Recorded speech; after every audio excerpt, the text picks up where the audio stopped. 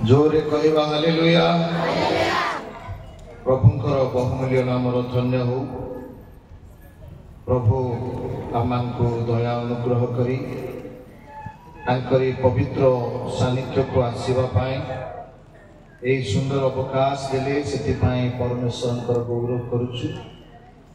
तई संगे संगे आमानकर उत्कल बाप्टिस्ट मंडली महिला समिति सम्मेलन समस्त कर्तृपक्ष माने आमानकर उत्कल बाप्टिस्ट मंडली सम्मेलन समस्त कर्तृपक्ष माने प्रभुंक नाम आह्वान प्राप्त अभिषिक्त प्रभुंकर दासगण मंचासीन समस्त मान्यगण्य व्यक्ति विभिन्न ग्राम प्रांतर आसथिबा प्रभुंकर भक्त दासदासी समस्त को जीशुंक बहुमूल्य नाम नमस्कार जना करे।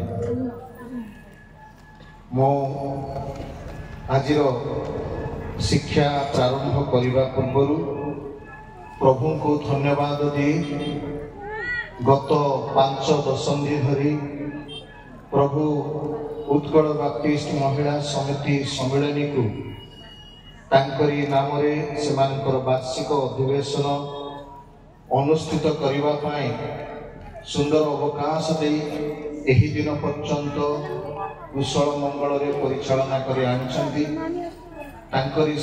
शक्तियुक्त बाहुबल महिला समिति सम्मेलन को बही आनी सर्वोपरि उत्कल बाप्टिस्ट मंडली सम्मेलन अनुग्रहकारी भाव में प्रमाण सिद्ध कर मु प्रभु को धन्यवाद दिए। समस्ते जोर रे कहवा हालेलुया हालेलुया। मु प्रकृत यही सभा वक्ता नुह कारण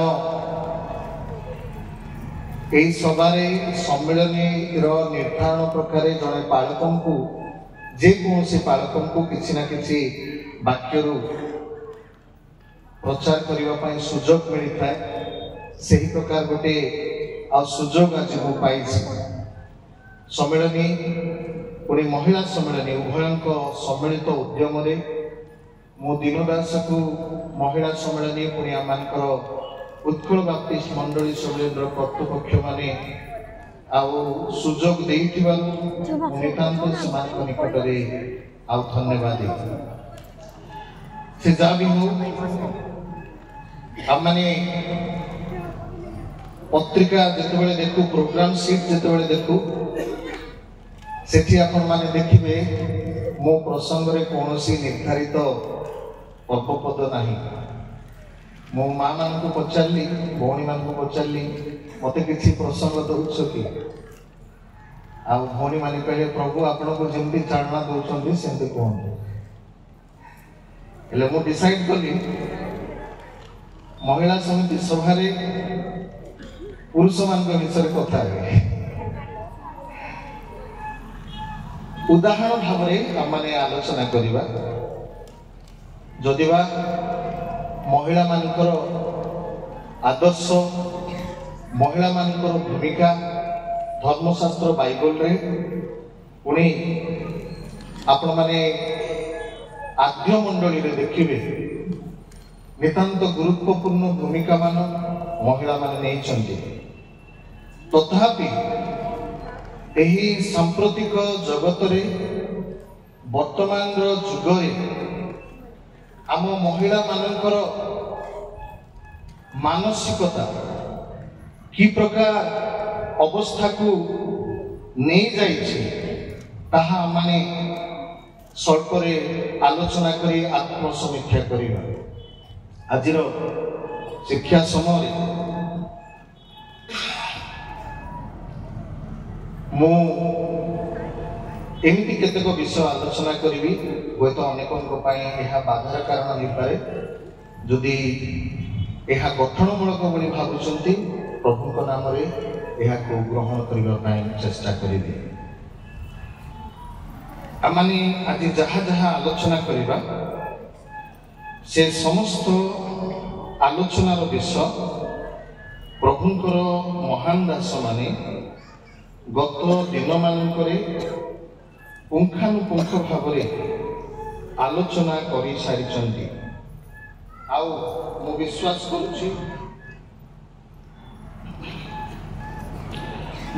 करुची एटा को आमाने केवल पुनरावृत्ति करिबा पुणी आलोचना करी प्रभु कथारे निजको जागृत प्रस्तुत करिबा।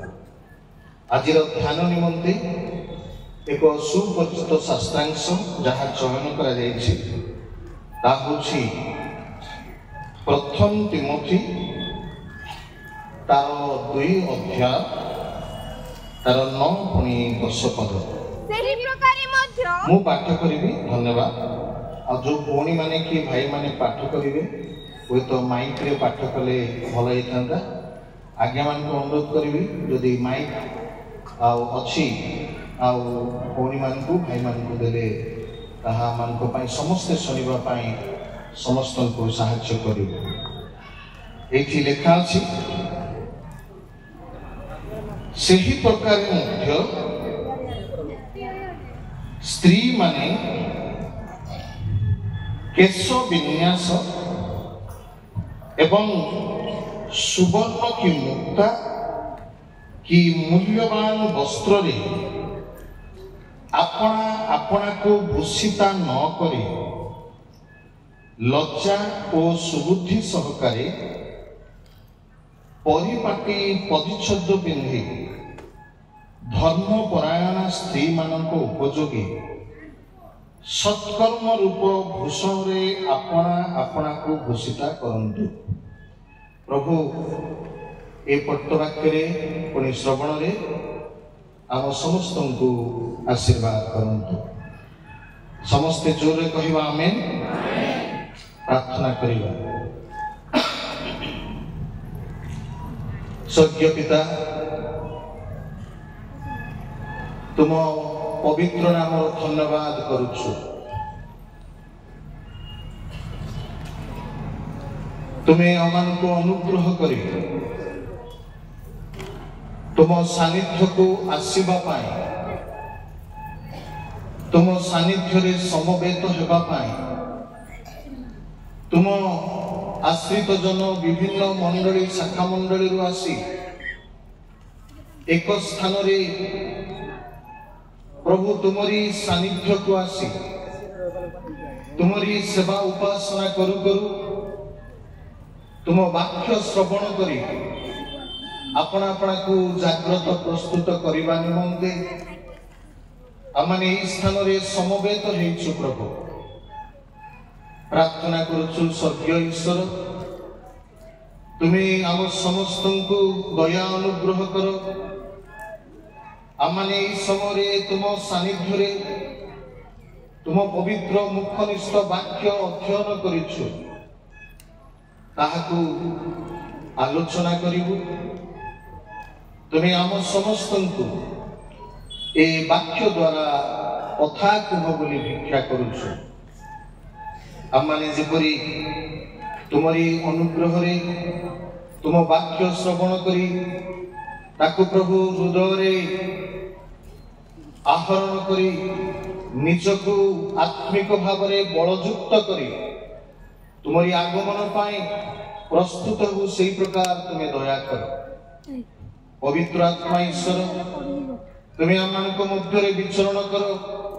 आम समस्त को अधिकार करो। प्रभु आमने प्रार्थना करुछु तुम्हें आम समस्त हृदय मन को शून्य करी तुम वाक्य ग्रहण करबा पाई प्रस्तुत करो बोली भिक्षा करुछु। मु दिन दास को तुम्हें कथा कह तुम दास दासी मान को कथा कह यीशु को बहुमूल्य नाम रे एही प्रार्थना उत्सर्ग कलोपित आमेन। हमने जेते बेले तिमोथी पुस्तक उपरे ध्यान करू तिमोथी पुस्तक धर्मशास्त्र बाइबल रो एक अनन्य पुस्तक। ए पुस्तक जो माने पाठ करिवे विशेष करी जो प्रभुंकर दास दासी माने सेवा परिचर्या अछंती सेमानक पई एहा बहुविध लाभर पुस्तक बोली आमाने बाइबल पंडित मानक द्वारा प्रमाण सिद्ध करा जिवार देखुछु। तिमोथी पुस्तक पाउलंक द्वारा लिखित पाउल प्रकाश करंती धर्म विश्वास रे आमर यथार्थ पुत्र तिमोथी को निकट को लेखुछि। युवा पालक तिमोथी जेतेबेले एफिसिय मंडलीर पालकीय कार्यर भार बहन करने प्रारंभ कले सेही समय ख्रीष्टपर 64 मसीहारे आउ एही पत्रटी लेखा जाई अछि बोली बाइबल पंडित माने अनुमान करंती। ए पुस्तकर गोटिए स्वतंत्र प्रसंग अछि। ए पुस्तकर प्रसंग प्रथम तिमोथी तार 3 अध्याय तार 15 पदरे आपण माने पाइबे। मात्र जेबे मोहर विलंब हुए तेबे ईश्वरका गृहरे अर्थात सत्यर स्तंभ व भीतिमूल स्वरूप जीवित ईश्वरका मंडली रे किपरि आचरण करिबाकू हुए ताहा जेपरि तुम्हे ज्ञात हो एहेतु एही समस्त तुम निकटकू लेखुअछि। बस एठी गुटे शब्द व्यवहार करा जायछि मात्र जेबे मोहर विलंब हुए पाउल कहिले मु तुम निकटकू शीघ्र आसुअछि। एफिसिय मंडली को शीघ्र परिदर्शन करबाकू आसुअछि। जदि मोहर परिदर्शन रे किछि विलंब हुए ताहेले ईश्वरक गृहरे अर्थात सत्यर स्तंभ और भित्तिमूल स्वरूप जीवित ईश्वरक मंडली रे किपरि आचरण करिबाकू हुए ताहा जेपरि तुम्हे ज्ञात हो ए हेतु एही समस्त तुम्ह निकटकू लेखुअछि। ए पदरु जना पड़ुछि ए पदर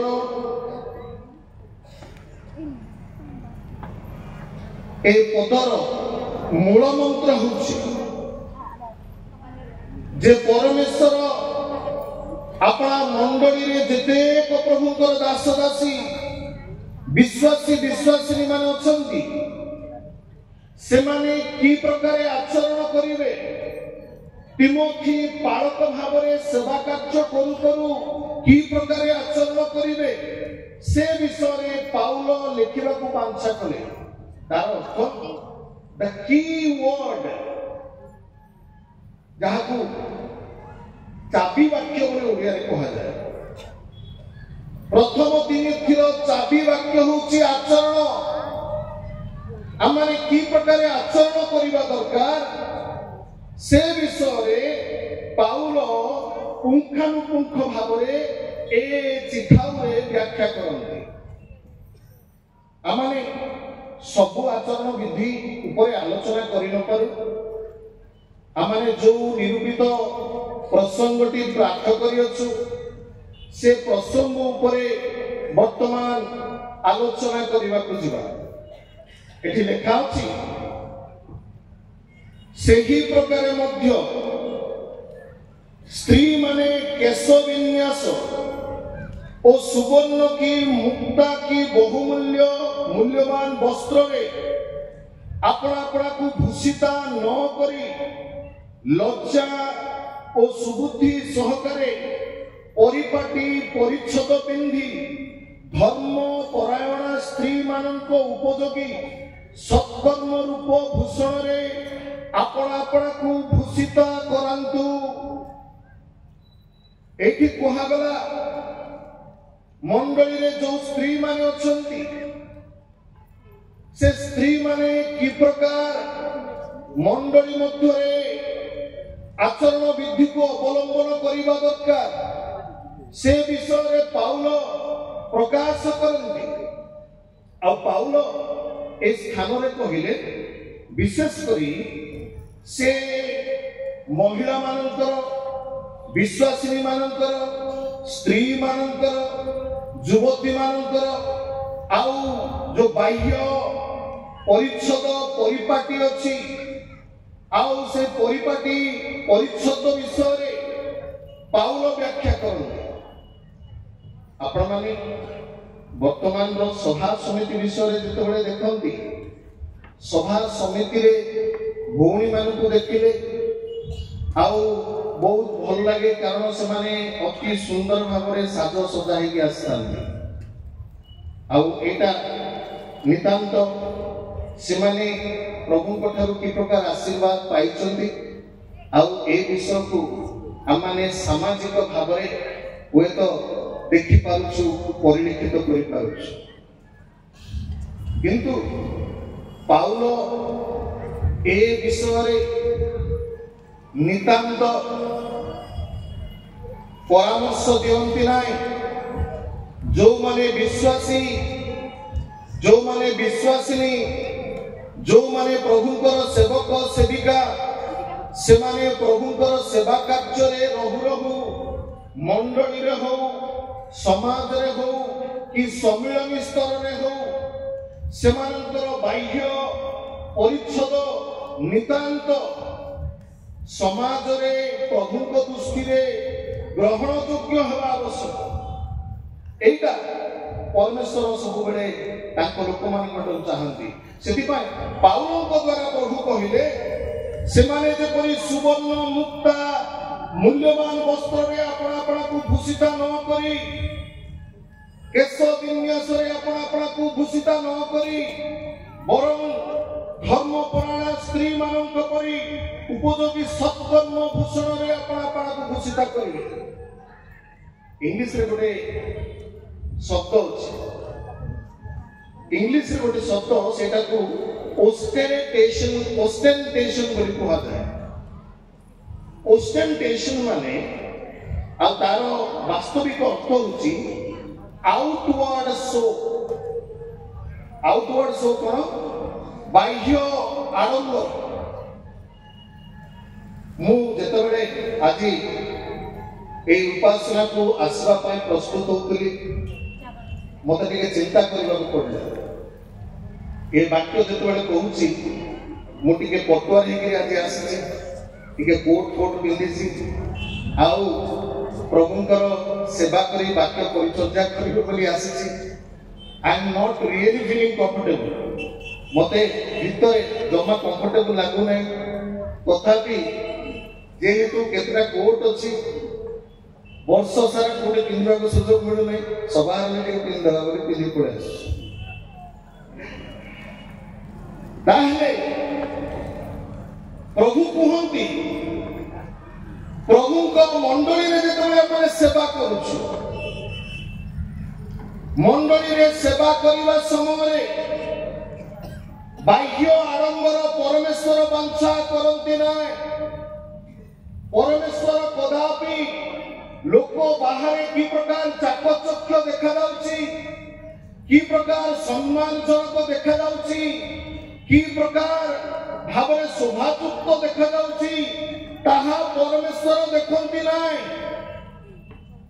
आमे जेते को विभिन्न प्रकार वस्त्र परिधान करी स्थान को आसुछु मु सभा को जाउची मु सभा रे बसिबी लोक माने आसीथिबे लोक माने मते देखिबे आउ मु लोक मान को देखिबी मु जेपरि भलो देखा दिबी ए मन भावनी ही लोक माने आसंती प्रभुकर सेवा को आसीबा समय रे मंडली रो सेवा परिचर्या समय रे जेतेबेले आमाने मंडली विषय चिंता करू परमेश्वर कदापि आपणार लोक माने बाह्य आडंबर रे आसंतु एहा से बांछा करंती नाय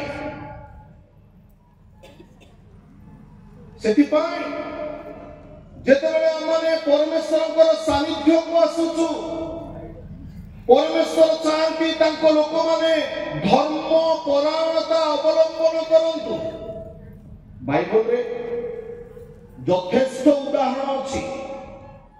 ଯେତେବେଳେ ଆପଣ ବାହ୍ୟ ଆଡମ୍ବର ବିଷୟରେ ଚିନ୍ତା କରିବେ, ଲୋକ ଦେଖାଣିଆ ବିଷୟରେ ଚିନ୍ତା କରିବେ, ବାହ୍ୟ ରୂପ ବିଷୟରେ ଚିନ୍ତା କରିବେ, ମୁଁ ଅବଶ୍ୟ ବେଶୀ ଅନୁମାନ କରିପାରେ ନାହିଁ।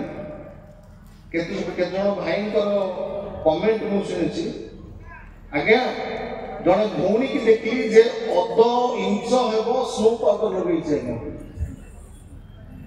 ମାନେ ସେ ଏତେ ଥର ମୁହଁରେ ବିଭିନ୍ନ କସ୍ମେଟିକ୍ସ ଲେପ ଦେଇଛି ଯେ ସେ ଲେପ ଦେଇ ଦେଇ ଦେଇ ତା ମୁହଁରେ ଅଧ ଇଞ୍ଚ ହେଇଯାଇଥିବ ବୋଲି କହ, ମାନେ ଏମିତି କମେଣ୍ଟ କରୁ କହିଦିଅ। এইটা পরমেশ্বর চাহান্তি নাই ମୁଁ କି ପ୍ରକାର ସୁନ୍ଦର ଦେଖାଯିବି। How is my soul? God doesn't want that. ପରମେଶ୍ୱର ତାହା ଚାହାନ୍ତି ନାହିଁ।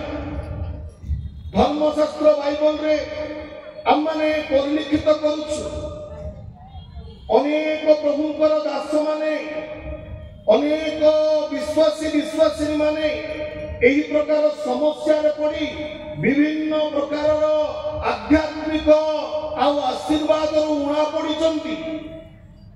ଉଦାହରଣ ସ୍ୱରୂପ ହିଜକିୟଙ୍କ ବିଷୟରେ ଚିନ୍ତା କରିବା। ଦୟାକରି କେହି ଜଣେ ପାଠ କରନ୍ତୁ, ଠିକ ଅଛି, ଦୟାକରି ପାଠ କରନ୍ତୁ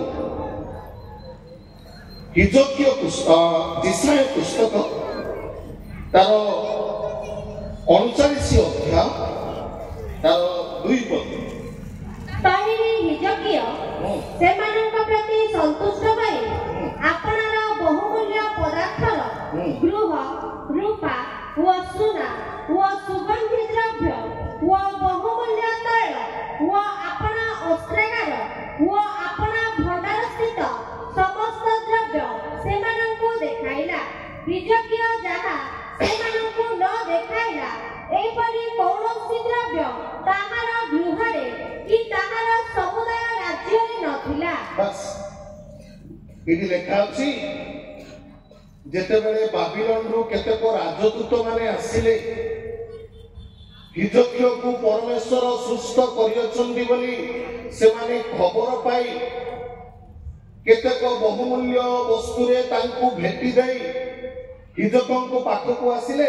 ହିଜକିୟ ତାଙ୍କୁ ବିଭିନ୍ନ ବହୁମୂଲ୍ୟ ବସ୍ତୁ ଗୁଡାକ ଦେଖେଇଲେ ବୋଲି ଲେଖା ଅଛି। ହିଜକିୟଙ୍କ ବିଷୟରେ ଟିକେ ପ୍ରଥମେ ଆଲୋଚନା କରିବା। ଜିହୁଦା ରାଜ୍ୟର 14ତମ ରାଜା ଭାବରେ ହିଜକିୟ ପରିଗଣିତ। ଦ୍ୱିତୀୟତଃ ରାଜାମାନଙ୍କ ମଧ୍ୟରେ ହିଜକିୟ ଜଣେ ଉତ୍ତମ ରାଜା ଥିଲେ ବୋଲି ଲେଖା ଅଛି। ଦେଖନ୍ତୁ, କାରଣ ଯେତେବେଳେ ଇସ୍ରାଏଲ ମାନେ ବିପଥ ଗମନ କରି ବିଭିନ୍ନ ଉଚ୍ଚସ୍ଥଳୀରେ ଆଉ ବିଭିନ୍ନ ଉଚ୍ଚସ୍ଥଳୀ ମାନ ନିର୍ମାଣ କରି ନାନା ଦେବାଦେବୀର ଆଶ୍ରୟ ନେବାକୁ ପ୍ରାରମ୍ଭ କଲେ, ଯେତେବେଳେ ହିଜକିୟଙ୍କର ରାଜ୍ୟ ଆରମ୍ଭ ହେଲା, ଦ୍ୱିତୀୟ ରାଜା ପରି ତାର 18 ଅଧ୍ୟାୟର 4 ପଦରେ ଆପଣ ଦେଖନ୍ତୁ, ସେ ଉଚ୍ଚସ୍ଥଳୀ ସବୁ ଦୂର କରିଦେଲେ ଓ ସ୍ତମ୍ଭ ସବୁ ଭାଙ୍ଗି ପକାଇଲେ ଓ ଆଶେରା ମୂର୍ତ୍ତି କାଟି ପକାଇଲେ। ପୁଣି ମୂଷା ନିର୍ମିତ ପିତ୍ତଳ ସର୍ପ ଖଣ୍ଡ ଖଣ୍ଡ କରି ଭାଙ୍ଗିଦେଲେ। କାରଣ ତହିଁ ଉଦ୍ଦେଶ୍ୟରେ ଇସ୍ରାଏଲ ସନ୍ତାନଗଣ ସେ ସମୟ ପର୍ଯ୍ୟନ୍ତ ଧୂପ ଜଳାଉଥିଲେ। ଆଉ ସେ ତାହାର ନାମ ନହୁଷ୍ଟନ ପିତ୍ତଳ ଖଣ୍ଡ ରଖିଲେ। ସେ ସଦାପ୍ରଭୁ ଇସ୍ରାଏଲର ପରମେଶ୍ୱରଙ୍କ ଠାରେ ବିଶ୍ୱାସ କଲେ। ତାହାଙ୍କ ପରବର୍ତ୍ତୀ ଯହୂଦାର ସମସ୍ତ ରାଜାଙ୍କ ମଧ୍ୟରେ କେହି ତାଙ୍କ ପରି ନଥିଲେ, କିମ୍ବା ତାଙ୍କର ପୂର୍ବବର୍ତ୍ତୀ ମାନଙ୍କ ମଧ୍ୟରେ କେହି ନଥିଲେ। ମାନେ ହିଜକିୟ ରାଜା ଜଣେ ପ୍ରଭୁ ଭୟକାରୀ ରାଜା ଥିଲେ, ପରମେଶ୍ୱରଙ୍କୁ ଭୟ କରୁଥିଲେ। ପରମେଶ୍ୱରଙ୍କ ପାଇଁ ଇସ୍ରାଏଲୀୟ ମାନଙ୍କ ମଧ୍ୟରେ ଜିହୁଦା ଦେଶରେ ସେ ନାନାବିଧ ଆତ୍ମିକ ସଂସ୍କାର କରିଛନ୍ତି।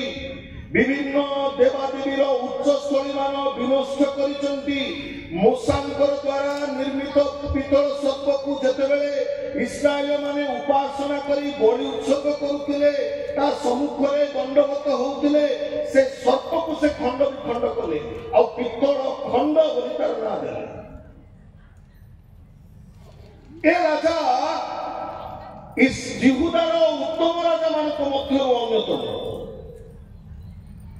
ए महाशय जिते आम 20 अध्याय देखा कि जिसाय तार 39 अध्याय देखा एक पदर लिखा से समय बलदन पुत्र बाबिलोन राजा मरदक बलदन हिजक्य निकट को पत्र मान और दर्शनी पठाइला कारण ताहार पीड़ित हेबार और सुस्थ हेबार संवाद शुणिथिला एटी जेतेबेले हिजक्य राजा निकट को बाबिलोन राजा राजदूत पठेई अनेक प्रकार उपहार आणुचंदी से समय हिजक्य कौन कर लेखा अछि हिजक्य निजर जो किंग्स पैलेस अछि ता मध्य थिबा समस्त बहुमूल्य वस्तु अछि से वस्तु सकल से बाबिलोनिय राजार राजदूत मान को देखैले लेखा अछि कोन तहिरे हिजक्य सेमानक प्रति संतुष्ट होई आपणार बहुमूल्य पदार्थ पदार्थर गृह रूपा और सुना सुगंधी द्रव्य बहुमूल्य तैल अपना अस्त्रागार अपना भंडार स्थित समस्त द्रव्य सेमानकु देखाइला हिजक्य जहा सेमानकु न देखाइला एपरी कौनसी द्रव्य ताहार गृह कि ताहार समुदाय राज्य रे नथिला जेतेबेले बाबिलोन राजार राजदूत माने आसिले बाबिलोन राजा मते भेटी आनी कि देइचंदी अनेक गिफ्ट आनी कि देइचंदी सुना रूपा विभिन्न बहुमूल्य प्रस्तर आनी देइचंदी आउ मु जो पराक्रम रे वर्तमान अछि से पराक्रम को टिके मु प्रदर्शन करबी एटा हुए तो हिजक्य राजा कहिले ए पदरे माने देखुछु एमिति कोनोसी विषय नथिला जोटा कि हिजक्य राजा देखिना देखै ना सबु देखैले से जहा जहा आरंभ करितिले सबु बाह्य आरंभर विषय प्रदर्शन कले तापरे जिसाय भाववादी हिजक्यଙ୍କ निकटକୁ आसु मो पाठ को नहीं कारण विलंब होउछि जिसाय कहउछंती हे राजा तुमे कि बाबिलोन राजदूत मानकु समस्त देखैछ आ हिजक्य राजा कहउछंती हां मु समस्त विषय देखैछि एपरि कोनोसी विषय नाही जहां मु सेमानकु देखै नाही सेतिरे परमेश्वरଙ୍କର वाक्य हिजक्यଙ୍କ ठारे उपस्थित होउछि से कौन बोली कहउछंती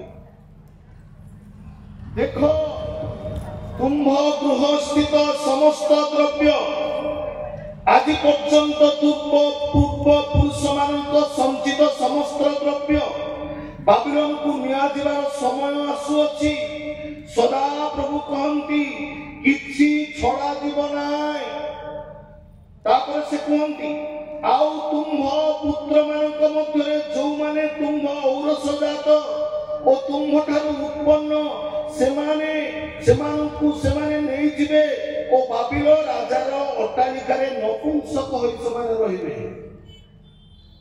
एटा केते बेले घटिला जेते बेले हिजक्य राजा निजर बाह्य आरंभ करे he started showing up how great he is आमे बेले बेले हमर केते टंका अछि केते भरी सुना अछि केते हजार टंकार पाटो साड़ी अछि केते बड़ गाड़ी अछि केते कोन अछि एटा देखैबा को चेष्टा करिथाओ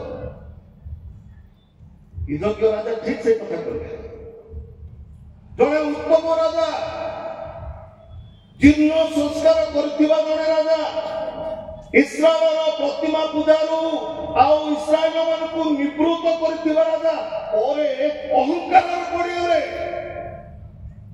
ए तो बाह्य आडंबर रहिछि एही प्रकार समस्या पकाए हिजक्यंकर से छोट भूल पाए समस्त बाबिलोनीय माने राजपुत्र माने जाई बाबिलोन राजार अट्टालिकारे नपुंसक भावरे कार्यरत रहिबे बोली परमेश्वर डिजाइन द्वारा कहिले आमे जेते बाह्य आडंबर करबा को चेष्टा करबा सेते अभिशाप परमेश्वर दियो बोली understand this and mind it एतिपाई आमारे समस्ते जागृत प्रस्तुत हबार अछि परमेश्वर जहा बांछा करंती आमानकर व्यक्तिगत जीवन रे धर्म पुराणकर जो सकल परिच्छद आवश्यक ताकू उपवेशन करिवार अछि जेते देखेबे सेते समस्या पड़े मन रखंतु जेते बाह्य आडंबर हबो सेते समस्या पड़िबो इट लीड्स टू इगोसेंट्रिसिटी आमन को मध्य गोटे गर्वजात हुए जेतेबेले माने निजको देखेबा को चेष्टा करो अंडरस्टैंड इट एटा को बुझिबा को पड़िबो तदनुसार निजको व्यवहार करबा को पड़िबो विशेष करी मां माने ए विषय रे ध्यान दियंतु द्वितीय रे आमाने देखुछु दया करी पाठ कर देबे लूक 20 अध्याय तार 66 पद शास्त्री मानक ठारू सावधान से माने दीर्घ वसन परिधान करी भ्रमण करिबाकू पुणी हाट बजार रे नमस्कार समाज गृह रे प्रधान आसन व भोजी रे प्रधान स्थान भल पांती तळंश से माने विधवा मानकर गृह सबु ग्रास करंती व छलना करी दीर्घ प्रार्थना करंती से माने गुरुतर दंड पाइबे देखंतु कोन लिखाई छी शास्त्री मानक ठारू सावधान एठी आमानकर पूज्य लोक माने अछंती से मानक विषय मु किछ कहू नै यीशु को समय रे जो माने शास्त्री फरीसी भाव रे थिले से मानकर बाह्य आडंबर एठी यीशु एक्सपोज करिसंती एहा को उन्मोचन करिसंती से माने कहिले कोन से माने दीर्घ वसन परिधान करी समाजर छक छक स्थान रे ठिया हे नमस्कार ग्रहण करबा को चेष्टा करନ୍ତି बेले बेले आम भीतरटा पूरा फंपा थाए भीतरटा पूरा फंपा थाए बाहर का खाली आमानकर बाह्य आवरण रे आमाने लोकों को निजर परिचय देबा को चेष्टा करता बाह्य आवरण आमान को सहायता करिबो नै बेले बेले धर्म वस्त्र परिधान कला परी धर्म वस्त्र परिधान करिथाओ किंतु भीतर फंपा था God doesn't want that परमेश्वर कहिले से माने आपनार दंड पाइबे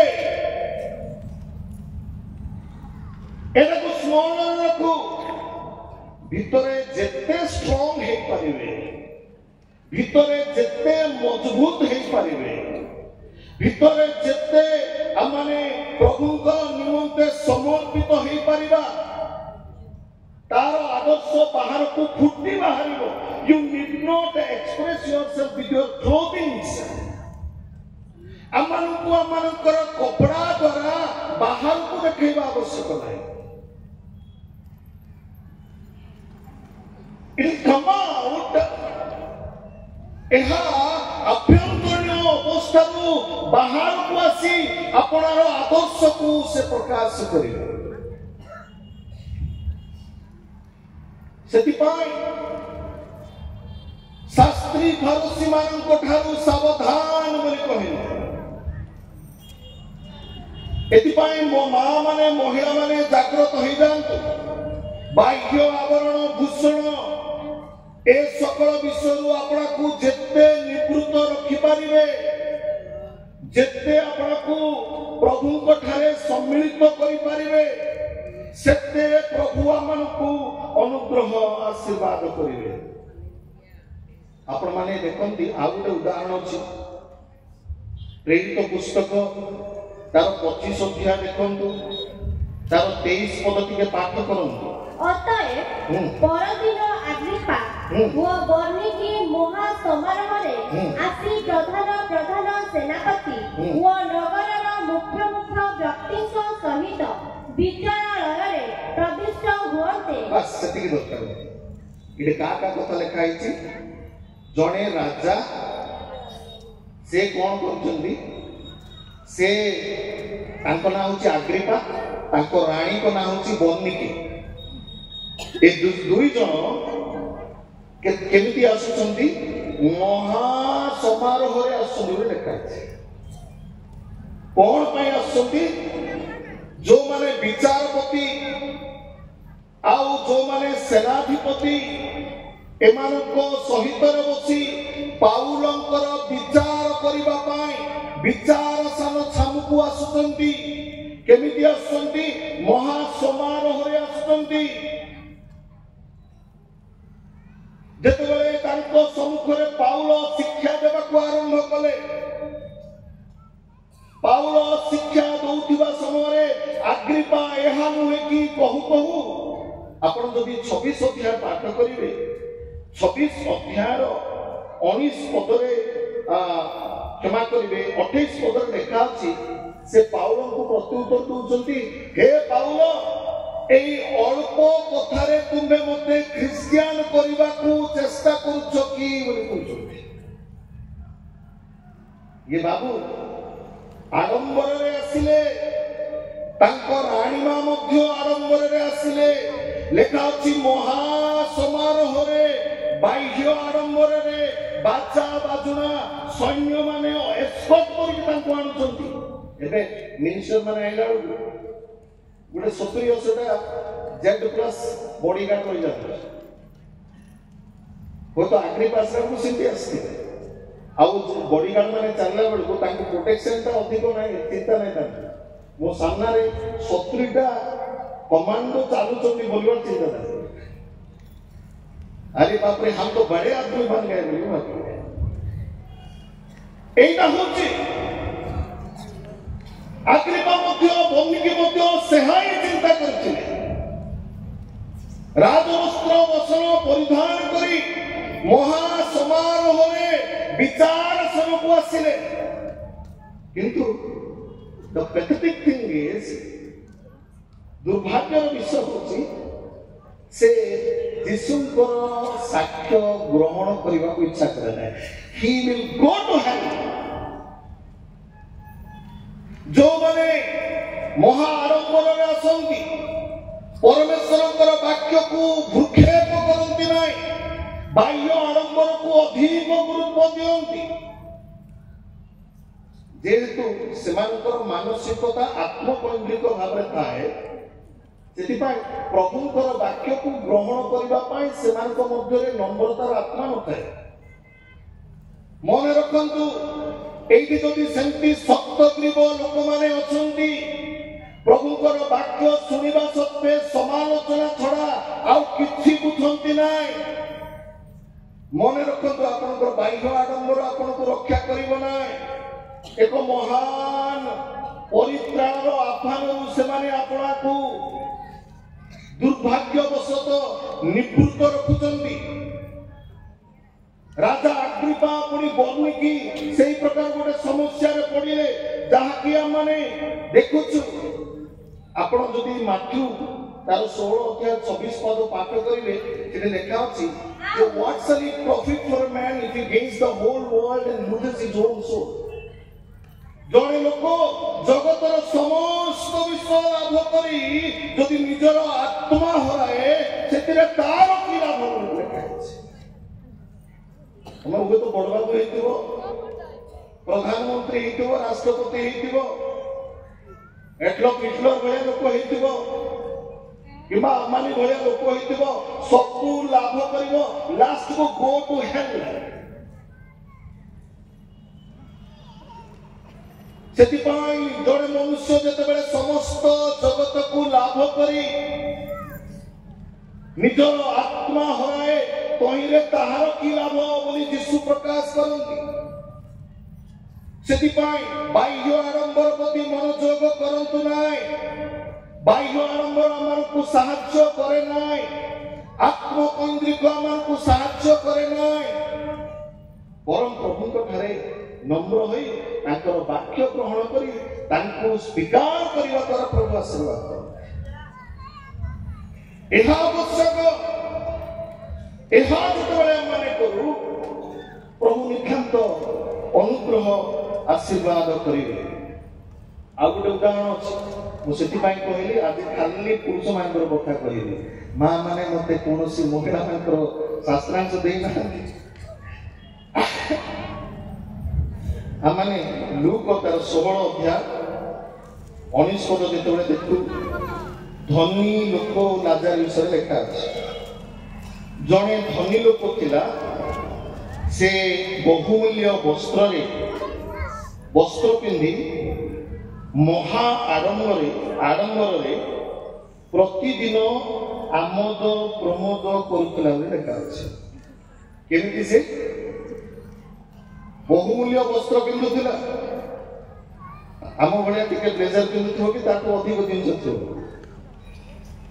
ମଝିରେ ଆମେ ପାଷ୍ଟର ମାନେ ଗୋଟେ ଜାଗାରେ ଠିଆ ହେଇଛୁ, ଆନ୍ଧ୍ରା ପାଷ୍ଟର। ଗୋଟେ ଲୋକ ହଠାତ୍ ଆସିଲା, ସେ ଗୋଟେ ଫାଇନ କାରରେ ଓହ୍ଲା, ତାର ସୁଟ ଦେଖିବେ, ବୁଟ ଦେଖିବେ, ସେ ବୁଟ ଆକା 25,000 କେତେ ଲୋକ। ଗୋଟେ పాస్టర్ ତାକୁ କହୁଛି, చూడండి ఎట్లా కారు వేసుకున్నారు, ఈ డ్రెస్ వేసుకున్నారు, సూట్ బూట్ లాగా ఉంచారు, చాలా మంచిగా కనబడుతున్నారు. ଦେଖନ୍ତୁ ସେ କାରରେ କେମିତି ଫାଇନ୍ କାର୍, ତାର ସୁଟ୍ ଦେଖ, ତାର ବୁଟ୍ ଦେଖ, କେତେ ଫାଇନ୍ ଦେଖାଯାଉଛି ଲୋକଟା। ତା ପାଖରେ ଆଉ ଗୋଟେ ପାଷ୍ଟର ଥିଲା, ବ୍ରଦର ఈ అన్ని నరకమే పోయినా సరే। ତା ପାଖରେ ଆଉ ଗୋଟେ ବାଳକ ଥିଲା, ସେ କହିଲା ଭାଇ ଏସବୁ କେବଳ ନର୍କ ପାଇଁ ବୋଲି କହିଲା। ଏ ଧନୀ ଲୋକ ସବୁବେଳେ ବହୁମୂଲ୍ୟ ବସ୍ତ୍ର ପରିଧାନ କରୁଥିଲା ଏବଂ ମହା ଆଡମ୍ବରରେ ପ୍ରତିଦିନ ଆମୋଦ ପ୍ରମୋଦ ବିଳାସ ବ୍ୟସନରେ କାଳାତିପାତ କରୁଥିଲା। ଆପଣ ଯଦି ଟିକେ ତଳକୁ ଯାଇ 19 ପଦରୁ ତଳକୁ ଯାଇ 24 ପଦ ପାଠ କରିବେ।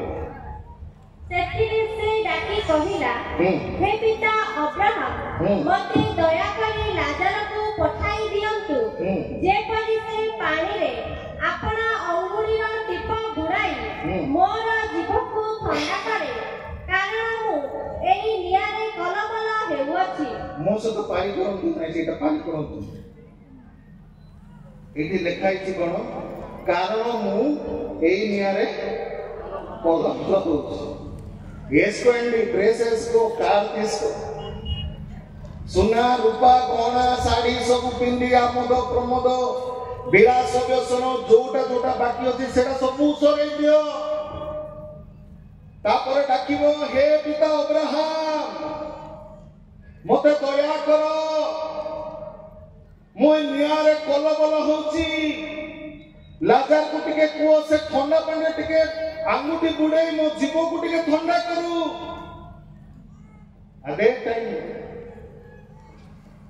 ବାହ୍ୟ ଆଡମ୍ବରର ଅନ୍ତିମ ପରିଣତି ଏଇଟା। ମନେ ରଖନ୍ତୁ, ବହୁମୂଲ୍ୟ ବସ୍ତ୍ର, ବିଳାସ ବ୍ୟସନ ଏ ସକଳ ମାନଙ୍କୁ ସାହାଯ୍ୟ କରିବ ନାହିଁ। ବାହ୍ୟ ଆଡମ୍ବର ମାନଙ୍କୁ ସାହାଯ୍ୟ କରିବ ନାହିଁ। ବାହ୍ୟ ଆଡମ୍ବର ଦ୍ୱାରା ନିତାନ୍ତ ଜଣେ ଲୋକ ନର୍କଗାମୀ ହୁଏ। ସେ ନିଜେ ସ୍ୱୀକାର କରୁଛି ଯେ ପ୍ରଭୁ ମୁଁ ଏ ନିଆଁରେ କଲବଲ ହଉଛି। ଏଥିପାଇଁ ଗିର୍ଜା ଉପାସନା ସଭା ସମିତି ଗଲାବେଳକୁ ଟିକେ ଜାଗ୍ରତ ହେଇଗଲେ ଭଲ। ଅଧ ଇଞ୍ଚ ଲାଗି ସ୍ନୋ ପାଉଡର ମାରିଦେବେ, ନର୍କା। ମନେ ରଖନ୍ତୁ, এইটা প্রভু আমানଙ୍କ ଠାରୁ ବାଞ୍ଛା କରନ୍ତି। ସେ ଚାହାନ୍ତି ধর্ম পরায়ণতার উপযুক্ত আত্মিক পরিচ্ছদ পরিপাটিরে মানে বস্ত্রান্বিত হও, এইটা সে চাহ। এইটা ন করি আমি যেতে পটুয়ার হতুয়া সেতে সমস্যার সম্মুখীন হব। মনে রাখুন,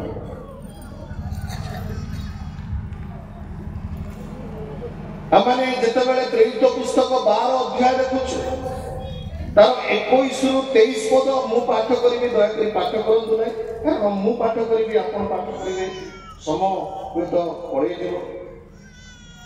21 ପଦରେ ଲେଖା ଅଛି, 12 ଅଧ୍ୟାୟ ପ୍ରେରିତ, ଏଣୁ ଗୋଟିଏ ନିରୂପିତ ଦିନରେ ହେରୋଦ ରାଜବସ୍ତ୍ର ପରିଧାନ କରି ସିଂହାସନରେ ବସି ସେମାନଙ୍କ ନିକଟରେ ଗୋଟିଏ ବକ୍ତୃତା ଦେଲେ।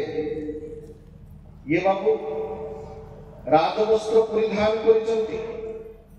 ରାଜାମାନେ ରାଜା ରାଜୁଡ଼ା କାଳରେ ସେମାନଙ୍କର ବସ୍ତ୍ର ସ୍ୱତନ୍ତ୍ର ଭାବରେ ବୁଣା ଯାଉଥିଲା। ଅନେକ ସମୟରେ ବିଭିନ୍ନ ସୁଦୂର ସ୍ଥାନରୁ ବହୁମୂଲ୍ୟ ବସ୍ତ୍ର ସେମାନେ ଅଣେଇ ପରିଧାନ କରୁଥିଲେ। ଆଉ ହେରୋଦ ରାଜା ରାଜବସ୍ତ୍ର ପରିଧାନ କରିଛନ୍ତି। ରାଜବସ୍ତ୍ର ପରିଧାନ କରି ଆପଣଙ୍କୁ ପ୍ରଭୁଙ୍କ ବାକ୍ୟରୁ ହୁଏତ ବକ୍ତୃତା ଦେବା ପାଇଁ ଆରମ୍ଭ କରିଛନ୍ତି। ଲେଖା ଅଛି କଣ? ସେ ରାଜବସ୍ତ୍ର ପରିଧାନ କରି ସିଂହାସନରେ ବସି, ବାବୁ ଠିଆ ହଉନାହାନ୍ତି, ଠିଆ ହେଲେ ଟିକେ ହାଲିଆ ଲାଗିବ, ରଜା ଲୋକ ତ। ସିଂହାସନରେ ବସି ସେମାନଙ୍କ ନିକଟରେ ଗୋଟିଏ ବକ୍ତୃତା ଦେଲେ। ସେଥିରେ ଲୋକମାନେ ପାଟି କରି କହିବାକୁ ଲାଗିଲେ, ଏ ତ ଦେବତାର ସ୍ୱର, ମନୁଷ୍ୟର ସ୍ୱର ନୁହଁ। ତତ୍କ୍ଷଣାତ୍ ବୋଲି କୁହାଯାଇଛି। ଏଇଟା ପଢିଲା ବେଳକୁ ମୁଁ ଚିନ୍ତା କରୁଥିଲି, ପ୍ରଭୁ ମତେ ଦୟା କର ବୋଲି ଭାବୁଥିଲି। ଆମମାନେ ପରମେଶ୍ୱରଙ୍କର ବାକ୍ୟ ପରିଚର୍ଯା କରିବା ସମୟରେ ମୁଖ୍ୟତଃ ଆମମାନଙ୍କର ଚିନ୍ତାଧାରା ହଉଛି ପରିଚର୍ଯା ସମୟରେ ମୁଁ କେମିତି ଦେଖାଯିବି, ଆଉ ମୋ ବାକ୍ୟ ଦ୍ୱାରା ଲୋକ କି ପ୍ରକାର ଆକର୍ଷିତ ହେବେ, ସେ ଆତ୍ମକେନ୍ଦ୍ରିକ ଭାବ ଅନେକ ସମୟରେ ଥାଏ। ଇଏ ବାବୁ ମଧ୍ୟ ସେମିତି କରିଛନ୍ତି। ରାଜବସ୍ତ୍ର ପିନ୍ଧିଲେ, ଆଡମ୍ବରରେ ଆସିଲେ, ରାଜ ସିଂହାସନରେ ଉପବେଶନ କଲେ, ତାପରେ ବାକ୍ୟ ପ୍ରଚାର କରି ବକ୍ତୃତା ଦଉଛନ୍ତି। ଆଉ ଲୋକମାନେ ଚିତ୍କାର କରୁଛନ୍ତି, ଏ ତ ଦେବତାର ସ୍ୱର। ଏମିତି ଭାବୁଥିବେ ପ୍ରଭୁ କେବଳ ଉଲ୍ଲେଖ ପଳେଇ ଆସିছে ବୋଲି ଭାବୁଥିବେ।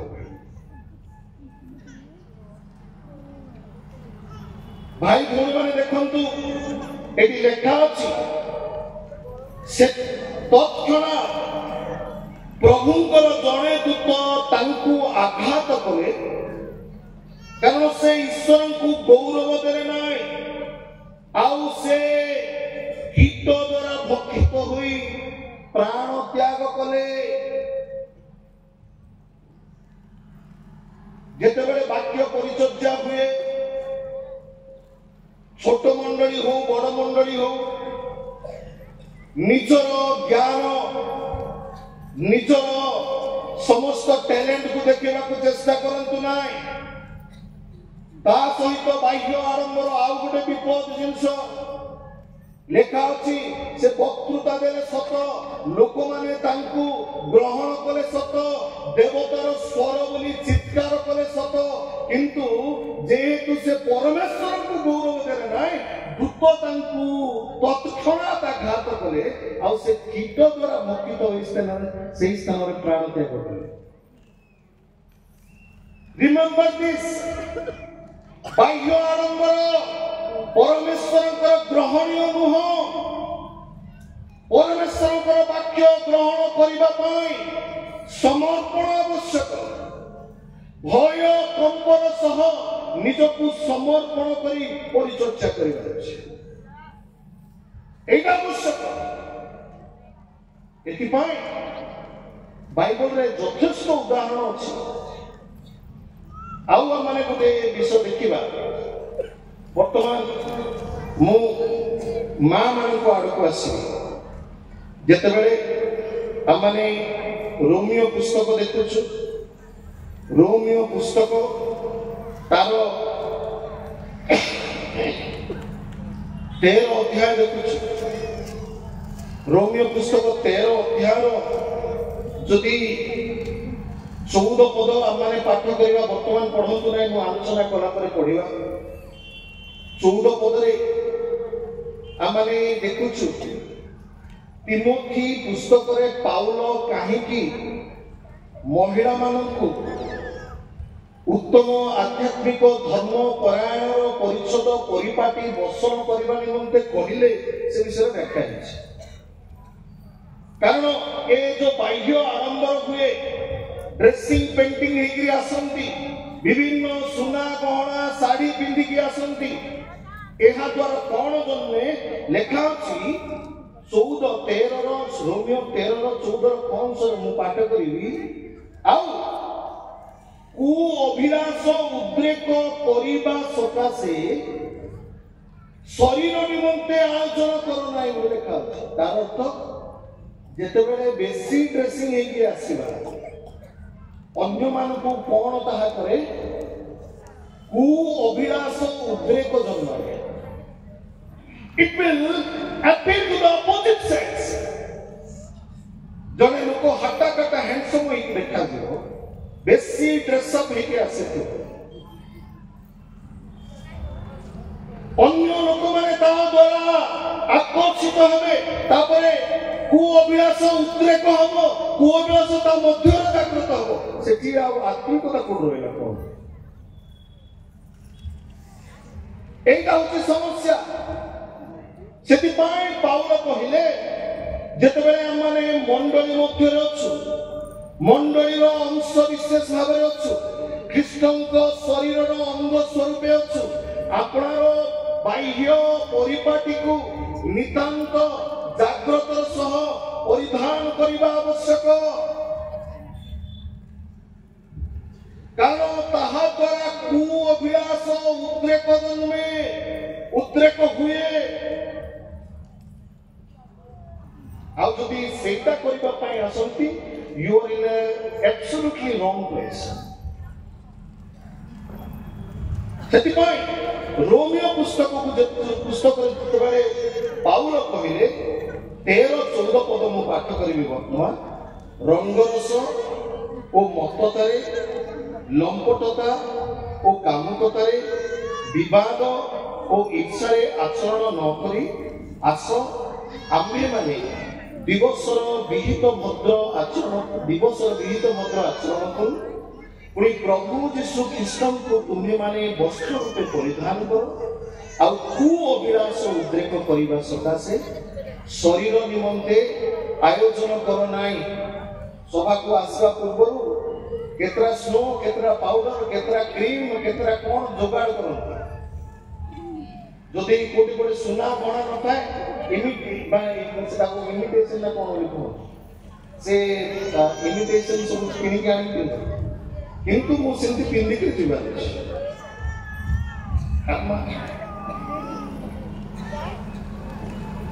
ଏହା ମନୁଷ୍ୟ ପୁରୁଷ ସ୍ତ୍ରୀ ଉଭୟଙ୍କ ପାଇଁ ସମସ୍ୟା ଉତ୍ପନ୍ନ କରେ। ସେଥିପାଇଁ ପାଉଲ ରୋମିଓ ପୁସ୍ତକରେ କହିଲେ ଖ୍ରୀଷ୍ଟଙ୍କୁ ପରିଧାନ କର।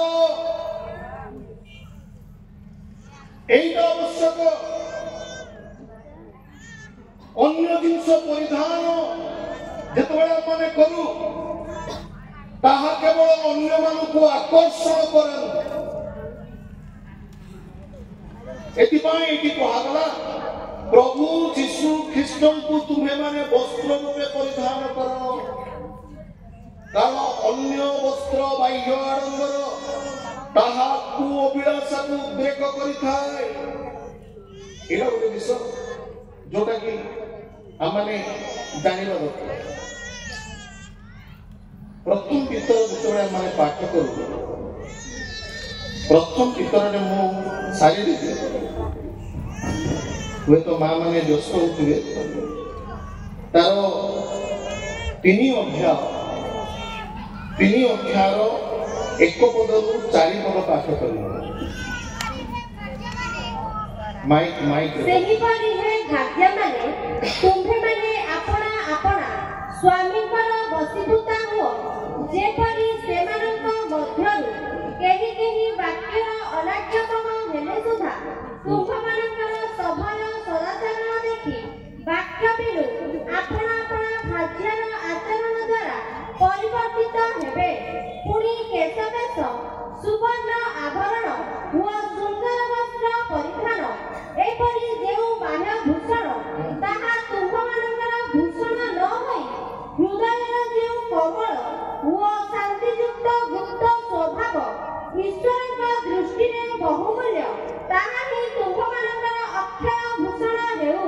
बस मु सब पाठ करिबि नै मु गुटे पदर गुटे शब्द केवल व्यवहार करिबि मु 3-4 पद पाठ करिबि एठी लेखा अछि पुणी केश बेश सुवर्ण आवरण और सुंदर वस्त्र परिधान एपरी जेउ बाह्य भूषण ताहा तुम्भमानकर भूषण न हो एटा न हले कोटा हो दरकार ता तळ पदरे तार उत्तर देछि हृदय जो कोमल और शांतियुक्त गुप्त स्वभाव ईश्वरଙ୍କ दृष्टिरे बहुमूल्य बोली लिखा अछि अर्थात परमेश्वर गोटे भूषण रखिछन्ति से भूषण कौनसी मनुष्य मानक द्वारा दृष्टिगोचर को आसे नाय सेतिपाई से भूषण को गुप्त बोली कहा जाइछि देखंतु एठी लेखा गला जे जेउ को हृदय जेउ कोमल बोली लेखा गला तार अर्थ ए भूषण हृदय परिधान करा जाए प्रथम कथा द्वितीय कोमल और शांतियुक्त गुप्त स्वभाव एटा हूँ इम्पोर्टेंट आमे आज महिला समिति 50तम स्वर्ण जुबेल अधिवेशन को आसीचु आउ मु जानिनी मां मान को मध्य केते जन प्रभु मु तम चरण तले मो हृदय को समर्पण करूची ए सभारे मते आशीर्वाद कर बोली निज हृदय को समर्पण करी केते जन आछन मु जानि हाथ टेके बोले पुलिस किंतु आत्मसमीक्षा कौन मु केमिति चाकचक्य देखा जीवी सेटा भाबी केते जन आछन चिंता कर बोले 90% लोग उठे देबा बाध्य उठे परमेश्वर कौन बांछा करती परमेश्वर बांछा करती हृदय जो कोमल शांतियुक्त गुप्त स्वभाव अच्छी आत्मिकता always kept in secret place बेले बेले कोटी टिके हिलिंग हे जाइतिबो कोटी टिके आश्चर्य कर्म हो जाइतिबो बोले से गोटे आश्चर्य कर्म पाई बोली से 20 वर्ष पे से गोटे कथा काकू